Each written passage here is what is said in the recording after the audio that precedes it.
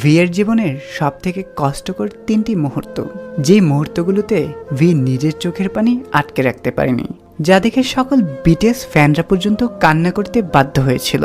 আজকে আমরা সেই 3টি মুহূর্ত সম্পর্কে জানব। ভিয়ের জীবনের সবথেকে কষ্টকর মুহূর্তটি হলো যেদিন তার দাদি মারা যায়। তার দাদি ছিল তার বেস্ট ফ্রেন্ডের মতো।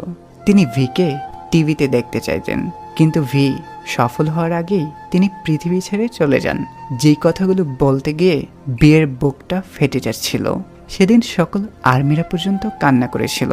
ভিয়ের জীবনের আরেকটি কষ্টদায়ক মুহূর্ত ছিল যেদিন তার বেস্ট ফ্রেন্ড তাকে ছেড়ে চলে যায়।